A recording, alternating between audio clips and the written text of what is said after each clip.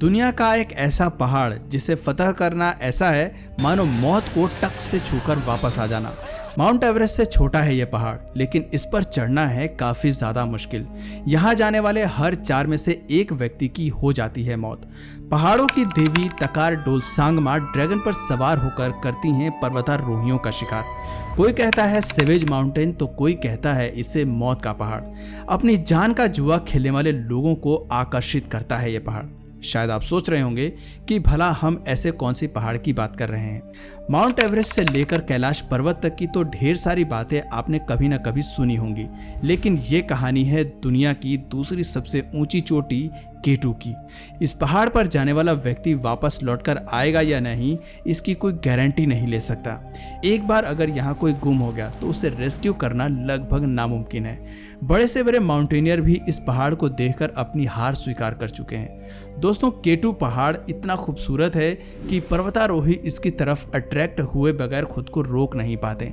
2 बार K2 को फतह करने वाले शेरपा चिरिंग दोरहेज का कहना है कि ये पहाड़ इतना सुंदर है कि इस पर चढ़ाई करते समय यदि जान भी चली जाए तो भी कोई गम नहीं है। वे इस पहाड़ को माउंटेन्स ऑफ द माउंटेन्स कहते हैं। यहाँ पर पल पल मौत का खतरा मंडराता रहता है। कब किस ओर से बर्फ की एक बड़ी चट्टान आ जाएगी आपको पता भी नहीं चलेगा। आइए K2 पहाड़ के बारे में थोड़ा विस्तार से जानते हैं और पता करने की कोशिश करते हैं कि आखिर इस पर चढ़ना इतना मुश्किल क्यों है। दोस्तों, दुनिया भर में 14 चोटियां ऐसी हैं जिनकी ऊंचाई 8000 मीटर से अधिक है। सबसे ऊंची चोटी माउंट एवरेस्ट है, जिसके बारे में सभी जानते हैं। दूसरी सबसे ऊंची चोटी K2 है, जो वर्तमान समय में पाकिस्तान के गिलगिट बाल्टिस्तान में मौजूद है। यदि भारत और पाकिस्तान का विभाजन न हुआ होता तो आज ये चोटी भारत का ही हिस्सा होती। K2 की ऊंचाई 8611 मीटर है, जो एवरेस्ट से करीब 200 मीटर कम है। इतनी ऊंचाई कम होने के बावजूद इसे एवरेस्ट से ज्यादा खतरनाक माना जाता है। साल 1850 तक K2 के बारे में कोई नहीं जानता था। ये चोटी दुनिया के लिए गुमनाम थी। यहाँ तक कि गिलगिट बाल्टिस्तान के लोग भी इस चोटी के बारे में ज्यादा नहीं जानते थे। ये पहाड़ इतनी रिमोट लोकेशन पर मौजूद है कि किसी भी गांव से इसे देखा नहीं जा सकता। इसकी चोटी कहीं से नजर नहीं आती। काराकोरम माउंटेन रेंज के बीच में K2 की चोटी मौजूद है। साल 1850 के दशक में पहली बार K2 को खोजा गया था। इसका श्रेय लेफ्टिनेंट थॉमस जॉर्ज मोंटेगोमरी को जाता है। असल में वो एक ब्रिटिश कमिश्नर थे जिन्हें चीन और कश्मीर के बीच सीमा रेखा को आइडेंटिफाई करने की जिम्मेदारी सौंपी गई थी। साल 1856 में वो कश्मीर और इसके आसपास की कुछ पहाड़ियों की पहचान कर रहे थे। इस दौरान वो माउंट हरमुख पहुंचे, जिसे कश्मीर को लोग शिव का घर कहते थे।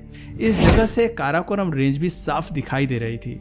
उन्हें जब एक बड़ी चोटी नजर आई तो उसका नाम K1 रख दिया। यहाँ K का मतलब काराकोरम से था। इसके बाद जब उन्होंने अपनी जांच आगे बढ़ाई तो K1 से आगे उन्हें एक और चोटी दिखाई दी, जिसे उन्होंने K2 नाम दिया। ये चोटी इतनी दूर थी कि गांव से नजर नहीं आ रही थी। चीन और कश्मीर की सीमा पर ही ये मौजूद थी। जब थॉमस जॉर्ज ने गांव के लोगों से उस चोटी के बारे में पूछा तो उन्हें कोई खास जानकारी नहीं मिल पाई। थॉमस समझ गए कि गांव के लोगों के लिए भी ये एक नई चोटी होने वाली है। इसके आगे की जिम्मेदारी हेनरी गॉडविन ऑस्टिन को दी गई। ऑस्टिन एक मशहूर पर्वतारोही थे। उन्होंने जब K2 पहाड़ को देखा तो उनके अंदर एक अलग ही दिलचस्पी पैदा हो गई। जब इस पहाड़ के बारे में पूरी जानकारी इकट्ठा की गई तो पता चला कि ये दुनिया की दूसरी सबसे ऊंची चोटी है। ऑस्टिन से जुड़ी एक रोचक कहानी भी यहाँ फेमस है। असल में इस चोटी का नाम K2 सिर्फ टेम्परेरी तौर पर रखा गया था। बाद में गॉडविन ऑस्टिन अपने नाम पर इस पहाड़ का नामांकन करना चाहते थे, लेकिन कश्मीर में अपनी रिसर्च के दौरान उन्हें एक कश्मीरी लड़की से प्यार हो गया। दोनों ने शादी की और एक बेटे को जन्म दिया। ऑस्टिन द्वारा एक भारतीय लड़की से शादी करने पर अंग्रेज भड़क गए। इसके बाद रॉयल जियोग्राफिकल सोसाइटी ने K2 का नाम चेंज करने की मंजूरी प्रदान नहीं की। हालांकि आज K2 के बेस कैंप को Henry Godwin Austen base camp के नाम से जाना जाता है। K2 पर चढ़ने की कोशिश साल 1902 से शुरू हुई। पर्वतारोहियों की जो पहली टीम यहाँ पहुंची थी, उन्हें शुरुआत से ही कई दिक्कतों का सामना करना पड़ा। किसी को मलेरिया हो गया तो किसी को सांस का इन्फेक्शन हो गया। इस तरह पहली टीम की कोशिशें पूरी तरह नाकाम रही। इसके बाद अमेरिकी माउंटेनियर चार्ली ह्यूस्टन ने K2 पर चढ़ने की कोशिश की। उन्होंने 2 बार कोशिश की, लेकिन दोनों बार वो असफल रहे। K2 की खोज के करीब 100 साल बाद साल 1954 में पहली बार इसे फतह किया गया। लीनो लैकिडोली और एकिली कैम्पेनियोनी नाम के दो पर्वतारोहियों ने इस पहाड़ की चोटी तक सफलतापूर्वक चढ़ाई की। हालांकि कहा जाता है कि पहाड़ के ऊपर पहुंचने पर लीनो और एकिली के बीच लड़ाई हो गई थी। एकिली रात के समय पहाड़ की चोटी पर रुकना चाहते थे, लेकिन लीनो इसके लिए तैयार नहीं हुए। लीनो ने एकिली को कुल्हाड़ी दिखाकर धमकाया और नीचे उतरने पर मजबूर कर दिया। असल में लीनो जानते थे कि रात के समय चोटी पर रुकने का मतलब साक्षात मौत को दावत देने जैसा है। दोनों किसी तरह बेस कैंप तक पहुंच गए, लेकिन इसके बाद जीवन भर दोनों ने कभी बात नहीं की। यहाँ तक कि दोनों का झगड़ा कोर्ट कचहरी तक भी पहुंच गया था। ऐसे में केटू को लेकर एक मुहावरा प्रसिद्ध हुआ कि यहाँ आने के बाद बेहतर और बदतर दोनों दोस्तों की पहचान हो जाती है। अक्सर रास्ते में चढ़ाई के दौरान अजनबी लोगों से अच्छी दोस्ती हो जाती है। अजनबी लोग एक दूसरे की बिना किसी स्वार्थ से मदद भी करते हैं। दोस्तों, केटू के बारे में इतना सब कुछ जानने के बाद शायद आप सोच रहे होंगे कि भला इस पर चढ़ना इतना मुश्किल क्यों है, जबकि इसकी ऊंचाई भी माउंट एवरेस्ट से कम है। केटू के पहाड़ों पर मौसम की प्रेडिक्शन नहीं की जा सकती। यहाँ पर मौसम का मिजाज किसी भी समय बदलता रहता है। कभी भी 100 से 200 किलोमीटर प्रति घंटे की रफ्तार से हवाएं चलनी शुरू हो जाती हैं। इन हवाओं के कारण पहाड़ की खड़ी चढ़ाई पर एक एक कदम आगे बढ़ाना भी मुश्किल हो जाता है। केटू पर किसी भी समय एवलांच शुरू हो जाता है। बर्फ के बड़े बड़े टुकड़े किसी भी दिशा से उड़कर आने लगते हैं।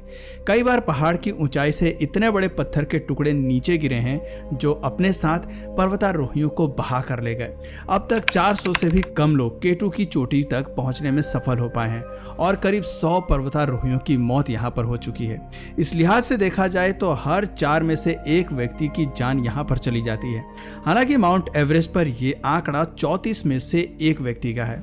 अब तक 9000 से भी ज्यादा लोग एवरेस्ट को फतह कर चुके हैं। केटू का रास्ता माउंट एवरेस्ट से कहीं ज्यादा टेढ़ा मेढ़ा और खड़ा है। माउंट एवरेस्ट पर चढ़ाई के दौरान कई सीधे रास्ते और प्लेन नजर आते हैं, लेकिन केटू की चढ़ाई के दौरान बहुत कम ही आपको फ्लैट सरफेस देखने को मिलेगी। चढ़ाई के दौरान एक जगह ऐसी आती है जिसे बॉटल नेक कहा जाता है। इसे पार करना सबसे ज्यादा चुनौतीपूर्ण माना जाता है। अधिकतर पर्वतारोही तो इसी जगह से वापस लौट जाते हैं। कहा जाता है कि केटू पर जाने के बाद तो नास्तिक भी भगवान को याद करने लगते हैं। भगवान के प्रति अचानक उनकी आस्था जागृत हो जाती है। कई लोग तो पहाड़ की देवी से अपनी जान की रक्षा करने को कहते हैं। यदि कोई इस पहाड़ पर फंस जाए तो उसे रेस्क्यू भी नहीं किया जा सकता। केटू पर तापमान -25 से -45 डिग्री के बीच रहता है। साल भर में सिर्फ जुलाई और अगस्त के महीने में ही इस पहाड़ पर चढ़ाई की जा सकती है। अन्य महीनों में तो यहाँ पर कुदरत का जबरदस्त कहर बरसता है। साल 1950 में माउंट जॉर्ज बेल ने केटू पर्वत को सेवेज माउंटेन कहा था। तब से लेकर आज तक इस पहाड़ को सेवेज माउंटेन के नाम से जाना जाता है। पहाड़ की एक चोटी को ब्लैक पिरामिड कहा जाता है। ये चोटी 400 मीटर की है, जिसे लांघे बिना ऊपर तक नहीं जाया जा सकता। इस पिरामिड का ढलान 30 डिग्री से भी अधिक का है। ऐसे में आप अंदाजा लगा सकते हैं कि इसे पार करना कितना जोखिम भरा होता होगा। एक ऐसे ही दिग्गज पर्वतारोही भी केटू की चढ़ाई को देखकर हार मान जाते हैं। साल 2008 में एक साथ 11 पर्वतारोहियों की जान इस पर्वत ने ले ली थी। यहाँ पर सर्दियों में जाने की हिम्मत तो बहुत कम लोग कर पाते हैं। जिसने भी विंटर्स में केटू पर जाने की कोशिश की वो कभी जिंदा वापस नहीं लौटा है। हालांकि 16 जून साल 2021 में नेपाल के 10 शेरपाओं ने सफलतापूर्वक सर्दियों में केटू को फतह कर इतिहास रच दिया था। शेरपा असल में तिब्बत और नेपाल के पहाड़ी इलाकों में रहने वाली एक कम्युनिटी है। इनका पूरा जीवन पहाड़ों के बीच ही गुजरता है। पहाड़ों को ये लोग अपना देवता मानते हैं। 10 शेरपाओं की टीम ने जब सर्दियों में केटू को फतेह किया तो हर कोई दंग रह गया था। अब तक कई फिल्मों में भी केटू की खौफनाक जर्नी दिखाई जा चुकी है। केटू, वर्टिकल लिमिट और द समिट जैसी फिल्मों के जरिए आप अंदाजा लगा सकते हैं कि केटू पर्वत वाकई में कितना डेडलिस्ट है। दोस्तों, भले ही यह पर्वत कितना ही खौफनाक क्यों ना हो, एडवेंचर के शौकीन और जान को अपनी हथेली पर रखकर जीवन जीने वाले पर्वतारोही फिर भी इसे फतह करने की कोशिश में लगे रहते हैं। आज भी दुनिया में कई ऐसे पर्वतारोही हैं जो केटू को फतह करने का सपना देखते हैं। हर साल कई लोग अब भी इस चोटी पर चढ़ने के लिए पाकिस्तान का रुख करते हैं, लेकिन उनमें से बहुत कम लोगों को ही सफलता मिल पाती है। तो दोस्तों, ये थी दुनिया की सबसे खतरनाक पहाड़ केटू की पूरी कहानी। उम्मीद है आपको आज की वीडियो पसंद आई होगी। शायद आप में से भी कई लोगों के मन में केटू को लेकर भी एक डर बैठ गया होगा। हालांकि ये डर कुछ ही देर में दूर हो जाएगा। तो दोस्तों आज की वीडियो में बस इतना ही। अगर इस वीडियो से आपको कुछ नया जानने या सीखने को मिला या फिर इंटरेस्टिंग लगा तो प्लीज़ इस वीडियो को एक लाइक करके अपने फ्रेंड्स और फैमिली में से ज़रूर शेयर करें।